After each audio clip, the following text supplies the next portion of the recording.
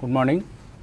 News in hair oil సమర్పిస్తున్న business breakfast షోకి స్వాగతం. ఏషియన్ మార్కెట్స్లో ఈ మండే మార్నింగ్ ఇంకా మిక్స్డ్ ట్రెండ్ కనిపిస్తుంది స్టాక్ మార్కెట్స్లో.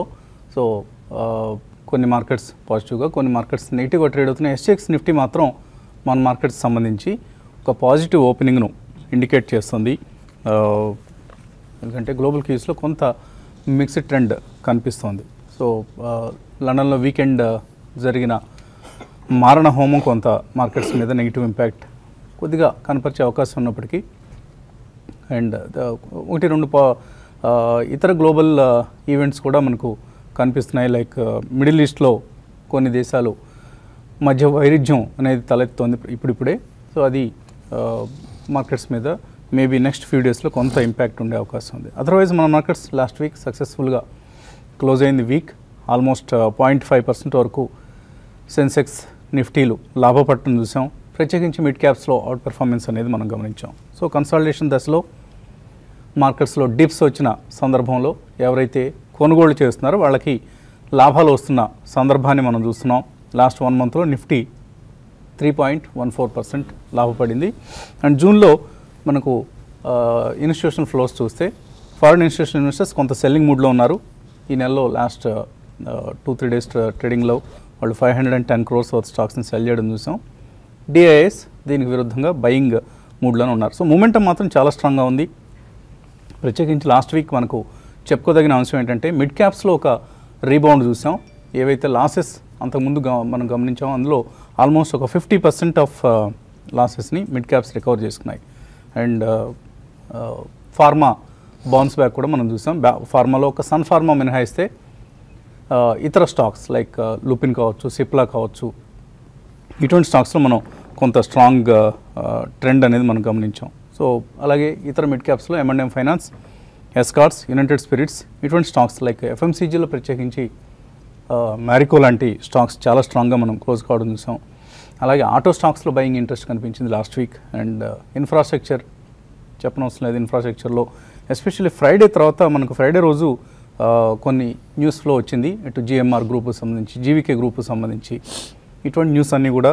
అండ్ ఆర్కామ్ సంబంధించి కూడా ఒక ఊరట లభించింది. లెండర్స్ ఇప్పుడు 7 నెలల విరామం ఇచ్చారు ప్రిన్సిపల్ వడ్డీ చెల్లింపులకు సంబంధించి. సో ఒక 7 నెలల తర్వాత SDR అంటే స్ట్రాటజిక్ డెట్ రీస్ట్రక్చరింగ్ ఎక్సర్సైజ్ నడుస్తుంది. ఇప్పుడు SDRకు బ్యాంకర్స్ నుంచి అనుమతి లభించింది. ఎందుకంటే కంపెనీని ఇలాగే రన్ కానిస్తే కుప్పకూలిపోయే ప్రమాదం ఉంది కాబట్టి కొంత ఊరటనిచ్చే ప్రయత్నం చేశారు. సో ఆర్కామ్ స్టాక్లో మేబీ డెట్ రీకాస్ట్ సక్సెస్ఫుల్గా జరిగితే టెలికాం సెక్టర్కి ఒక పెద్ద ఊరటగా భావించవచ్చు దాన్ని. అలాగే JMR ఇన్ఫ్రా వాళ్ళ లోన్స్ ఏవైతే ఉన్నాయో దాన్ని SDRకు వెళ్ళడం ద్వారా కన్సాలిడేటెడ్ డెట్ తగ్గబోతోంది. కనీసం ఒక 12,000 కోట్ల రూపాయల డెట్ బర్డెన్ నుంచి GMRకి ఊరట లభించబోతోంది అన్న వార్తలు కూడా మనం చూసాం. దీంతో మనం లాస్ట్ ఫ్రైడే రోజు ప్రత్యేకించి GVK పవర్ ఆల్మోస్ట్ ఒక 10% పెరగడం చూసాం. అలాగే JMR ఇన్ఫ్రా 13% పెరిగింది. JMR infra in fact year to date చూస్తే 43% ఈ స్టాక్ పెరిగింది. సో JMR ఇన్ఫ్రాలో జరుగుతున్న పాజిటివ్ చేంజెస్ని మార్కెట్స్ యాక్సెప్ట్ చేశాయి. సో ల్యాంకో ఇన్ఫ్రా కూడా even course Lanco is the sufferer.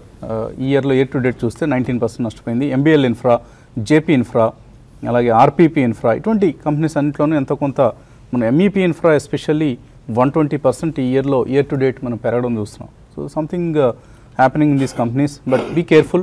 అలా అని చెప్పేసి ఇన్ఫ్రా కంపెనీలని ఎగబడి కొనడం అనేది కరెక్ట్ కాదు. ఎస్పెషల్లీ మన స్టేట్లో ఉన్న చెత్త కంపెనీలు కొన్ని ఉన్నాయి కదా మనకు. Gold stone Infratech for instance, promoters land స్కామ్లో ఇరుక్కొని ఇప్పుడు అసలు ప్రమోటరే పరారీలో ఉన్నాడు, గోల్డ్ స్టోన్ ప్రసాద్. సో మనం పదే పదే హెచ్చరించాం, కేర్ఫుల్గా ఉండండి ఈ గోల్డ్ స్టోన్ ఇన్ఫ్రా లాంటి కంపెనీస్ పట్ల అని. బట్ చాలామంది ఆశతో ఇటువంటి స్పెక్యులేటివ్ కౌంటర్లు ఎంటర్ అవుతూ ఉంటారు. ఏదో మార్కెట్లో రూమర్స్ వినిపిస్తూ ఉంటాయి, 500 అవుతుంది, 1000 రూపాయలు అవుతుంది, లేకపోతే 15,000 అవుతుంది, ఇలాంటి పిచ్చి వార్తలు ఏవో వస్తుంటే వచ్చినప్పుడు ప్రమోటర్లు కొద్దిగా షేర్లు పెరిగిన తర్వాత ఇన్వెస్టర్లకు వాటిని అంటగట్టేసి వెళ్ళిపోతుంటారు. సో అది గోల్డ్ స్టోన్లో మనం ఇప్పటికీ లాస్ట్ 15-20 ఇయర్స్గా మనం గమనిస్తూనే ఉన్నాం. ఇది మార్కెట్స్లో ఇటువంటి కంపెనీస్ పట్ల సెబీ ఏం చేస్తుందన్నది మనకు అర్థం కాని విషయం. సో గోల్డ్ స్టోన్ ప్రమోటర్స్ సంబంధించిన ట్రినిటీ ఇన్ఫ్రా వెంచర్స్ ఈ కంపెనీ డైరెక్టర్ని అరెస్ట్ చేయటం అండ్ ప్రమోటర్స్ పారిపోవడం చూస్తున్నాం. సో కేర్ఫుల్గా ఉండాలి. ఇటువంటి కంపెనీస్ అందరూ కూడా make hay while sun shines అన్నట్లుగా కొనేసి షేర్లు ఇన్వెస్టర్లకు షేర్లు అంటగట్టేసి వెళ్ళిపోతుంటారు. అదే కోవకి శిల్పి కేబుల్ టెక్నాలజీస్ ఈ మధ్య వరుసగా లోవర్ సర్క్యూట్ కొడుతున్న కంపెనీ ఇది. అలాగే వీడియోకాన్ ఇండస్ట్రీస్ చాలా డెట్ బర్డెన్తో సతమతం అవుతున్న కంపెనీ. అండ్ రిలయన్స్ కమ్యూనికేషన్స్ చెప్పుకొని వస్తలేదు. తర్వాత 20 కంపెనీస్ అన్నీ కూడా పోర్టెంట్స్ అని ఇలాంటి చాలా కంపెనీస్ మనకు మార్కెట్స్లో కనిపిస్తున్నాయి.